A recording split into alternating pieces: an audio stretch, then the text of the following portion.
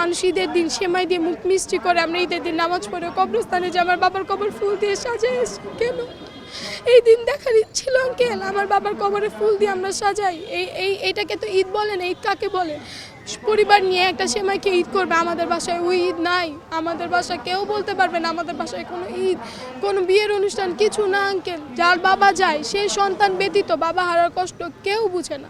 আমার বাবাকে 2016 সালের জানুয়ারি মাসে অ্যারেস্ট করে তারা, হুট করে, মানে কেউ জানতো না। আমার বাবাকে অ্যারেস্ট করে 2016 সালের ফেব্রুয়ারি মাসের 15 তারিখে আমার বাবাকে ঢাকা মেডিকেলে নিয়ে আসে তারা। এই যে এক মাস, জানুয়ারি থেকে ফেব্রুয়ারি 15 তারিখ পর্যন্ত এই এক মাসে আমার বাবাকে 4টা রিমাইন্ড টানে।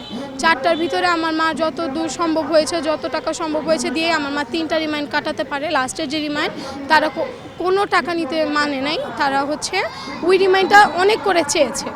তো যখন নাকি রিমাইন্ডের আগে আব্বুর সাথে দেখা করতে যায় কারাগারে, তখন আমার বাবার পাশে একজন ছেলে ছিল। ছেলেটা বলে যে আমাদের জন্য একদিনই যথেষ্ট।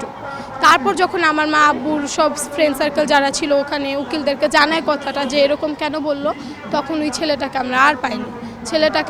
ছেলেটা বলে ওখান থেকে সরে গেল। তো একদিনই যথেষ্ট বলতে কি বুঝে বলেন? একদিনই যথেষ্ট বলতে কি বুঝে? তাদের জন্য আমার বাবাকে মারার একদিনই যথেষ্ট।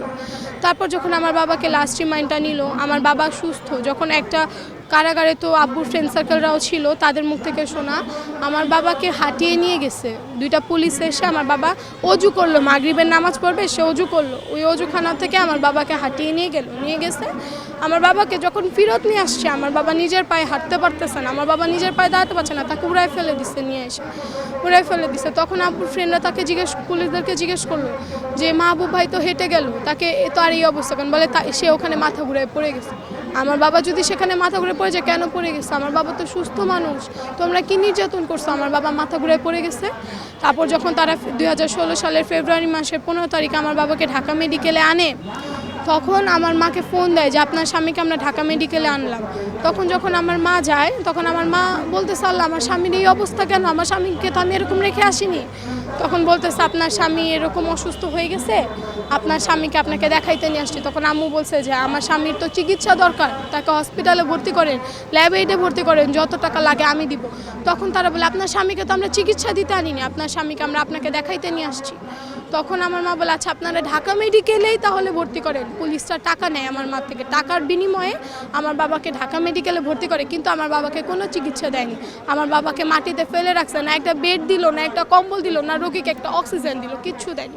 তারা মাটিতে আমার বাবাকে ফেলে রাখছে। তারপর যখন আমার বাবার কিছু টেস্ট করলো, টেস্টের রিপোর্ট আমার বাবা নিজের পায়ে দাঁড়াতে পারতেছে না, তাও আমার বাবার পায়ে ওই যে কী বলে এটাকে, ডান্ডা বেরি আর হাতে হ্যান্ডকাপ পরে আমার বাবাকে নিয়ে আসে। যেখানে আমরা দেখতেছি রোগী দাঁড়াতে পারতেছে না নিজের পায়ে, তাও এত ভারী ভারী ওগুলো আমার বাবাকে পরে রাখছে। কেন? আমার বাবা কি চোর? আমার বাবা কি পালাই যেত? আমার বাবা তো ওরকম মানুষ না, আমার বাবা তো পালাইতো না, কি সমস্যা ছিল? তারপর যখন আমার বাবার ওই রিপোর্টগুলো, আমার বাবার রিপোর্ট আসছে, আমার বাবার হাড্ডি ভাঙা, বুকের হাড্ডি আমার বাবার ভাঙা। কেন? আমার বাবার হাড্ডি ভাঙলো কীভাবে? আমার বাবার পায়ে রং, আমার বাবাকে স্লো পয়জন দিয়ে মারা হয়েছে।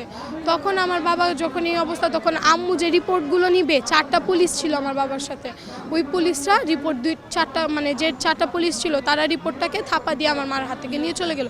তারপর থেকে ওই পুলিশদের সন্ধান আমরা আজও পাইনি, আর আমার বাবার রিপোর্ট আমরা আজ পর্যন্ত পাইনি। আমার বাবাকে যখন আমাদের বাসায় নিয়ে আসে 2016 সালের ফেব্রুয়ারি মাসে 16 তারিখে, আমি তখন 6 বছরের। আমার বাবাকে একটা বক্সে করে, একটা প্যাকেট করে আমার বাবাকে বক্সে করে নিয়ে আসে। আমি বলি, আমি চিৎকার দিই, না এটা তো আমার বাবা না, আমার বাবাকে কেন বক্সে করে নিয়ে আসবে? আমার বাবা তো হেঁটে গেছে জেলে, আমার বাবাকে কেন বক্সে করে নিয়ে আসবে? তখন দেখি আমার বাবাকে বক্সে করে নিয়ে আসছে। আমার বাবা কেমন প্যাকেট করে, মুখটুক কিছু দেখা যাচ্ছে না, কীভাবে করে নিয়ে আসছে। তারপর 2016 সালে আমার বয়স ছিল 6 বছর, এখন আমি এসএসসি পরীক্ষা দিব। তখন বাবা কি আমি বুঝি না, বাবা কাকে বলে আমি জানি না। আমাকে সবাই বলতেছে তোমার তো বাবা মারা গেছে। আমার বাবা মারা গেছে, মারা যাওয়া কি আমি জানি না। এখন আমি জানি বাবা মারা যাওয়া কি 8 বছর বাবা ছাড়া। আঙ্কেল ঈদ কাকে বলে? আমাদের বাসায় কোনো ঈদ নাই।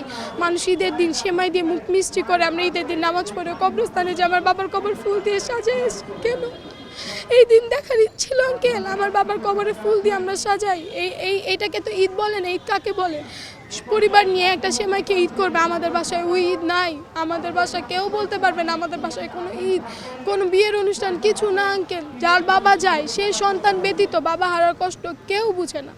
আমার বাবা যদি আজকে একটা চাকরি করত, একটা ব্যবসা করতো, অবশ্যই আমার বাবাকে হত্যা করতো না, অবশ্যই আমার বাবা অ্যারেস্ট হইতো না।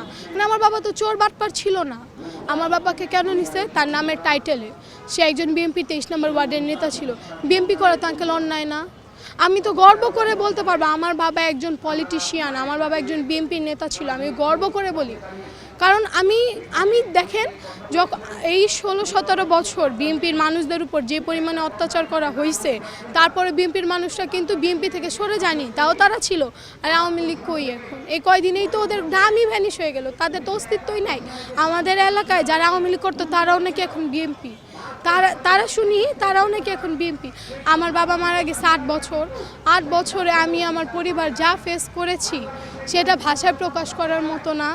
আমার বাবাকে না পেলে আমাদের বাসায় আমার 2 ভাইকে অ্যারেস্ট করতে আসতো। আমার না পারতে আমার বড় ভাইকে আমার মা বাহিরেও পাঠিয়ে দেয় যে আমার ছেলে থাকবেও না, এত কথা না। তারপরও তারা আমার বাবাকে যেভাবে হত্যা করেছে, আমার বাবা 2000 যখন আমার বাবাকে কোর্টে উঠায়, তখন আমি আমার বাবাকে ইলিশ মাছ দিয়ে ডাল ভাত খাওয়াই দিই নিজ হাতে। তখন আমি 6 বছরের, কি বুঝি? আমার বাবাকে আমি ভাত খাওয়াই দিই, সেই মেয়ে আমি এখন ইলিশ মাছ কি আমি ধৈর্য বলতে পারবো? আমি ইলিশ মাছ খাই না। ইলিশ মাছ কেন খাবো? তখন তো আমার চোখে নিচু। ওই দিনটা পরে কীভাবে করে আমি আমার বাবাকে খাওয়াই দিচ্ছি ইলিশ মাছ দিয়ে ডাল ভাত। আমি এখনও খাইনি। আমার বাবার কথা মনে করে একটা বাবা হারা সন্তানের কষ্ট, একটা সন্তান ব্যতীত কেউ বুঝে নেই। 8 বছর আমার উপর, আমার পরিবারের উপর একটা বাবা ছাড়া সংসার চলতে অনেক কষ্ট। কারণ যে ইনকাম করে সেই তো নাই। তো আমি অবশ্যই সকলের কাছে বিচার চাবো। আমার বাবা মারা যাওয়ার 8 বছর ধরে আপনাদের সকলের সাথে আছি, মায়ের ডাকের সাথে আছি, মিথ্যা বলবো না। বিএনপি থেকে আমাদের যথেষ্ট খোঁজ খবর নেওয়া হয়, আমাদের ফোন দেওয়া হয়, ঈদ আসলে আমাদের খোঁজ খবর নেয়। কিন্তু আঙ্কেল যতই খোঁজ খবর নেই, যতই টাকা দেখ, বাবার মূল্যটা কিন্তু আমরা পাচ্ছি না। বাবাকে তো আর ফিরে পাচ্ছি না। আমরা চাবো আমার বাবার নির্মম হত্যার বিচার।